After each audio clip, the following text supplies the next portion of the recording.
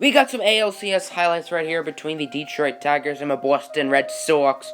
Here in Fenway Park, as the series is currently tied at 1 apiece.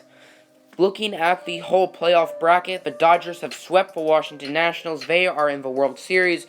But I think the crazy thing is the Nationals actually made it out of the first round of the playoffs.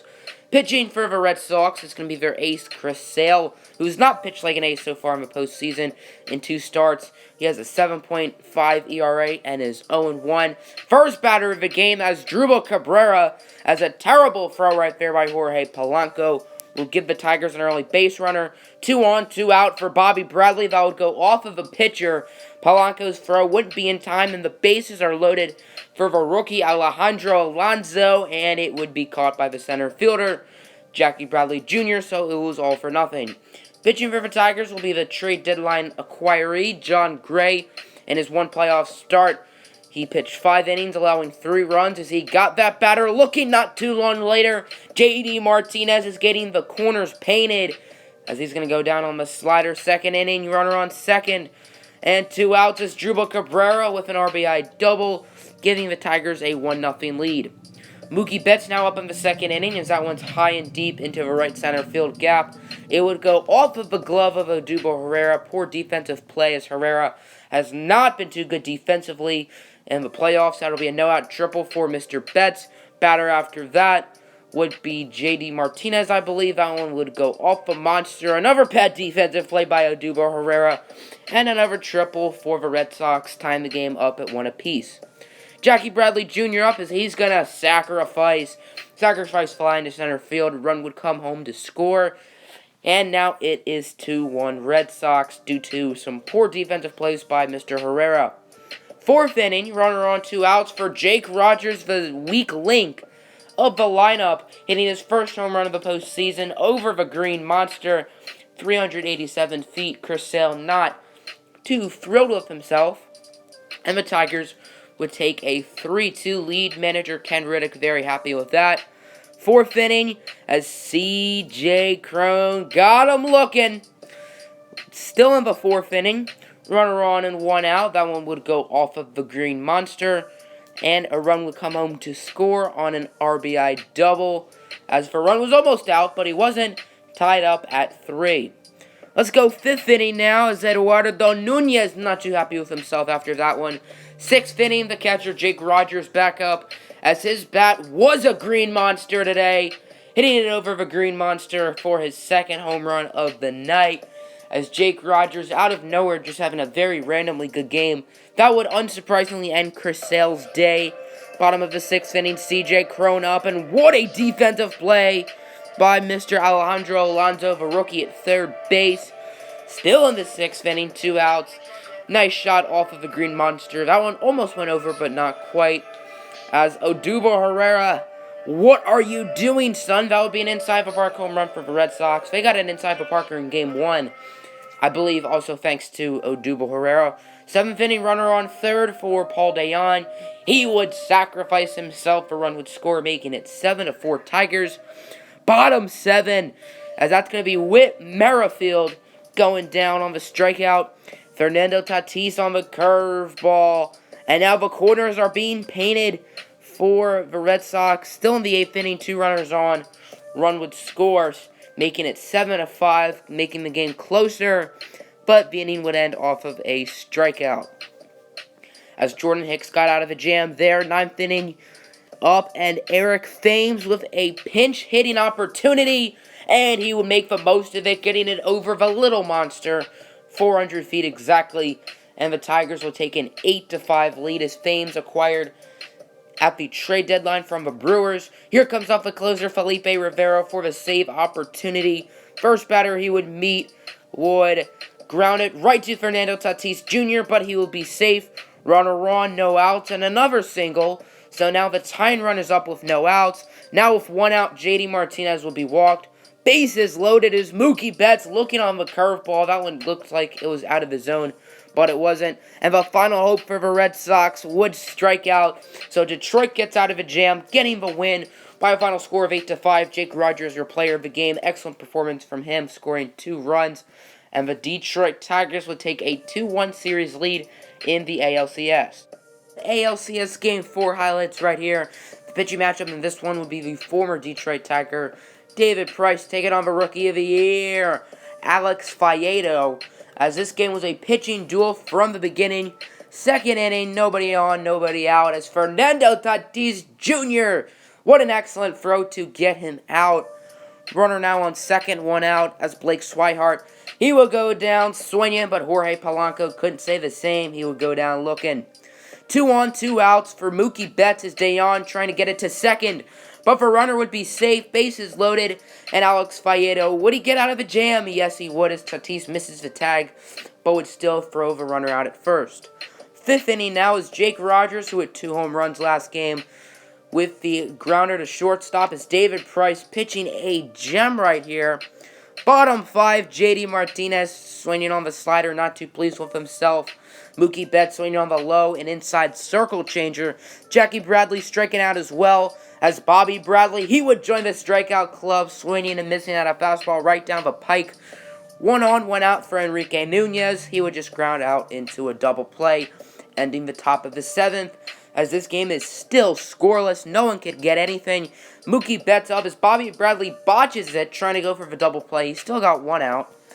As 8th inning, CJ Cron, bye-bye, 2 on, 2 out. The Tigers should get out of another jam, but Tatis's throw is offline, bases loaded, and the Tigers would actually get out of the jam. Price and Faedo each pitched 8 innings, no more, no less. 9th inning, Paul Dayon on the curveball, not too thrilled with himself, as Eduardo Nunez, not Jackie Bradley, he would go down looking, and to end the bottom of the 9th inning, that would be caught by Odubel Herrera, which means we need extra innings to determine a winner in this one. 10th inning, Alejandro Alonso up. He would hit a single through the middle just a little. Odubel Herrera would get it by the first baseman. 2 on, 2 out for Jake Rogers. That's one is high, but not deep enough, so the Tigers couldn't get anything. As Mookie Betts, he would look at the 2-seam fastball from David Hernandez. Paul Dayon up in the 11th. That one looks promising, but it wouldn't be promising enough as Jackie Bradley Jr. would hold on to it. So we enter the bottom of 11th, still no runs, as right there, going down, swinging, 2 outs, nobody on. The Red Sox will get a base hit. Can they start a 2-out rally? No, they wouldn't, as Yasiel Puig would be under it, which means we need a 12th inning of baseball. Alejandro Alonso up with 2 outs. He would ground it. It looks like a single, but Whit Merrifield getting dirty. More scrappier than a pig in a junkyard. That was actually Eduardo Nunez, not Merrifield. As 13th inning, Jake Rogers, the hero, breaking the tie. He hits it over the monster. He did that twice last game. Little deja vu action as this one is finally not scoreless. Felipe Rivera would enter the game for the save. 4 appearances, 3 saves, has not allowed a run. And he would get that as Jake Rogers, the hero of Game 4, under it. And the Tigers are up 3-1. 1 win away from advancing to the Fall Classic, the World Series. Can they do it? Here in Game 5, the Red Sox backs are pinned against the wall. If they lose this game, then they are done. It's going to be down to Eduardo Rodriguez, He pitched in Game 2 of the series, and it wasn't pretty, allowing, I believe, 5 runs in 4 innings. And in the second inning, the Tigers' bats got right to work as Odubel Herrera driving in 2 on the single. Jake Rogers, he would hit a nice shot, but the shortstop, Jorge Polanco, what a defensive play to end the top of the second inning. 2 runs would come home to score. Pitching for Detroit will be Matt Manning. He pitched in the do-or-die Game 5 against the Blue Jays, and he pitched very well. 7 innings, allowing 2 runs, as that one would single into right field. Excellent throw by Yasiel Puig, but it wouldn't be in time, making it 2-1 Detroit. 3rd inning is a dribbler right there from Fernando Tatis Jr. What a flip by the shortstop. Tatis would, however, be safe at first, but it wouldn't matter as the next batter, Yasiel Puig, would ground into a double play of his own. As take another look, beautiful fundamental defense by Boston. Mookie Betts swinging on the 12-6 curve. Matt Manning gave him a pitch he liked, but he couldn't take advantage. Fourth inning, runner on as Yasiel Puig misses the dive. At first it looked like he caught it, but after checking the replay, he clearly didn't. And the next batter, as both runners that actually steal, but it wouldn't be for nothing as Jake Rogers would tag the batter at home. Still 2-1. CJ Cron striking out, not too pleased with himself. Yasiel Puig on the changeup. He's going to strike out.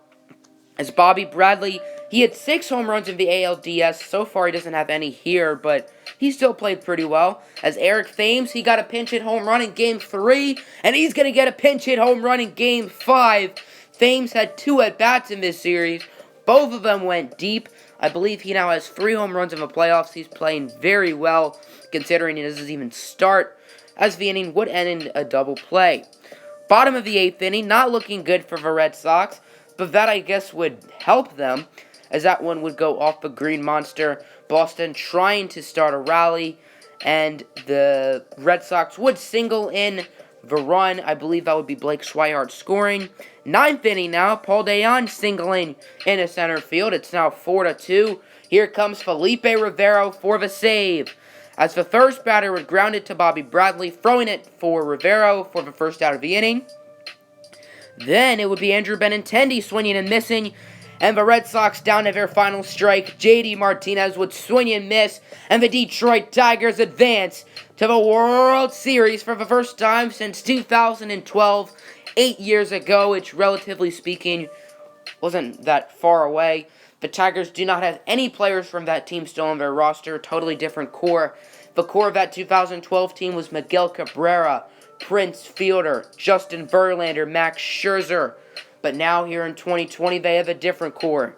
George Springer, Michael Fulmer, Franklin Perez, Bobby Bradley, Yasiel Puig, and company, as the Tigers will take on the Los Angeles Dodgers in the World Series. Take another look at your AL champions as they get the American League pennant.